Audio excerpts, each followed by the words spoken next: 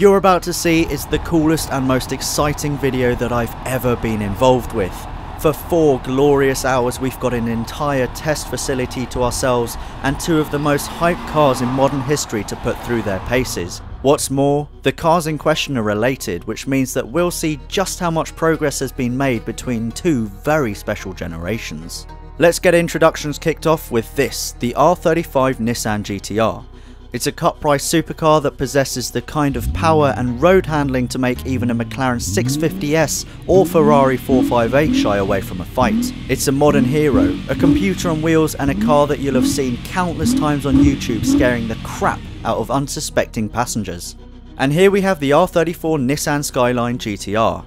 It's probably the car that you guys are especially keen to see because it's rarer than unicorn farts, completely unmodified, and because, well, it's a bloody Skyline GTR. Why don't we all take 10 seconds to drink it all in?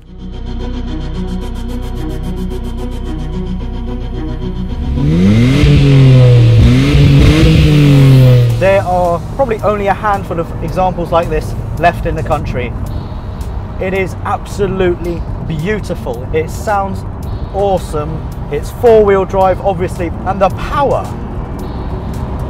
It's phenomenal. I mean, in the book, this has got about 280 horsepower, and wow, I feel so damn privileged to be driving Godzilla. This is Godzilla. The R35 GTR is the fastest car I've ever driven. Not in terms of top speed, because it runs out of energy at 196, but in terms of its intense and violent acceleration that inverts your manhood. With the accelerator pinned, the GTR will hit 62 in 2.8 seconds.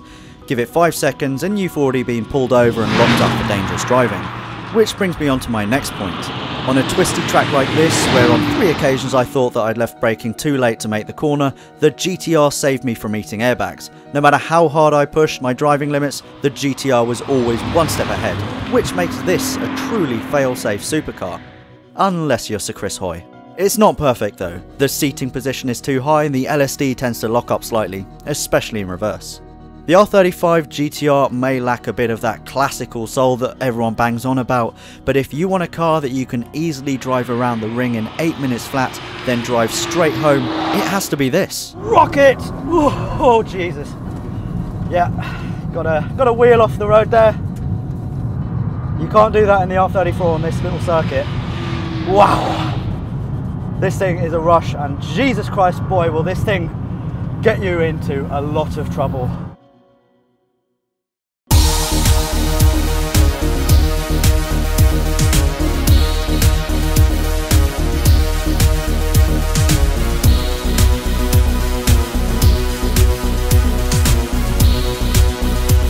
The R34 is a completely different animal to drive, because its 2.6 litre RB26 DET turbo engine produces about half the horsepower of the R35, acceleration isn't anywhere near as crazy, taking around 4.5 seconds to get to 62. Cornering hard also induces oversteer a lot more quickly than the R35, and the steering is a little heavier and slightly less direct. Now obviously, one of the biggest differences with the R35 and the R34 is that my left foot is doing absolutely nothing. That's because this has got a 6-speed auto, whereas the R34 has got a manual gearbox. It's more involving the manual, obviously, but when you have got this much power, you really don't have that much time to change gear. You want the car to do it, and boy, does it do it extremely well. This is Fast and Furious. This is the late Paul Walker's car. This is an icon, a pin-up, a hero. This is all of the car that you were hoping it would be. The smile on my face.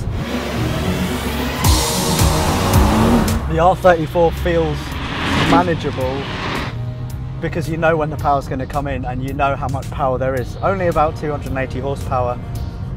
In this, however, I find it catching me out quite a lot. When I think the power's done, bang, there it goes again. If performance is what you're after, get the R35 because it's on a completely different level to the R34. if you own a car like this, I want to shake your hand and I want to go to bed with you, because I know that you know how to handle power. There is nothing like it. I mean, look at that. My hands are actually shaking. I wasn't getting that in the R34. This is insane.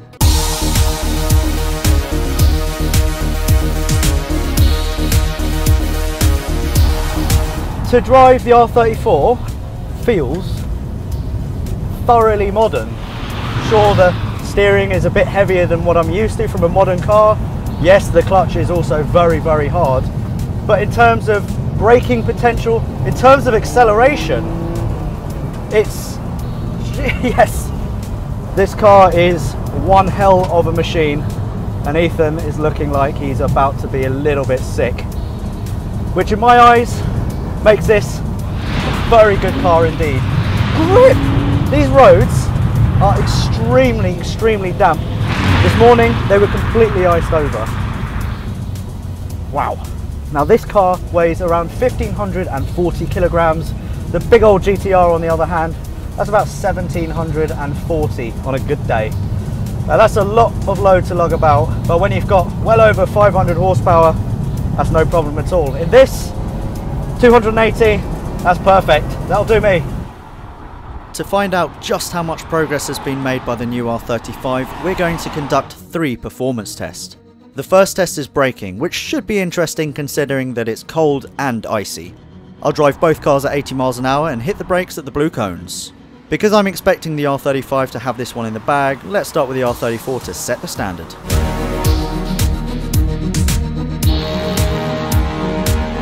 Now, it's the turn of the new Godzilla.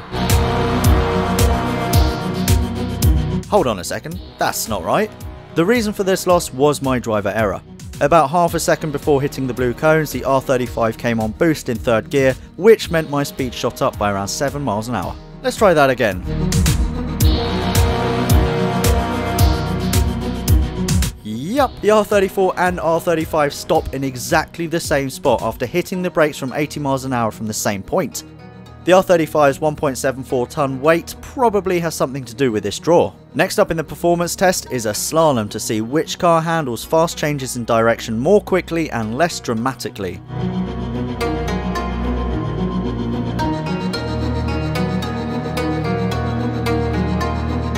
Unsurprisingly, it's the R35 that wins it. Not only does it have wider tyres and a more sophisticated all-wheel drive system, the steering rack is also slightly quicker. The firmer suspension and adaptive dampers also play a massive role in keeping the R35 in check, while the R34 only has mechanical grip and a smooth driver to rely on. Finally, let's have a good old-fashioned drag race. Best of 3 wins.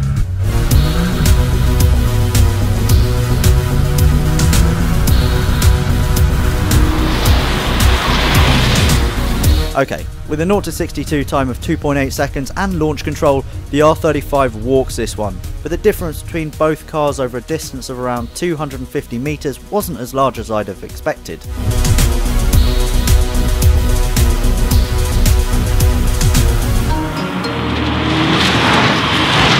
Again, it's the R35 that wins the second drag race with relative ease. Let's give the R34 one more shot. In 3, 2, 1.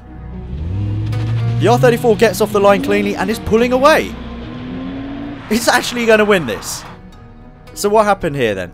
Was it a fix? Nope, far from it. After 2 launch control starts, the R35 threw up a warning light because the gearbox oil had got too hot. To save itself, it limited power and needed to cool down. It's clear from these tests that the R35 is a better performance car. It's faster, grips harder and makes mincemeat of almost anything that tries to cross its path. But the fact that the R35 doesn't really represent a quantum leap forward compared with the R34 isn't a poor reflection on it, however. It just goes to show how truly astonishing the R34 was and still is today. Godzilla has evolved and it's better, stronger and faster than ever. But it's the R34 that pulls on my heartstrings most. It's iconic, honest, capable and a unicorn that I just got to ride bareback. And for that, my life has just been made.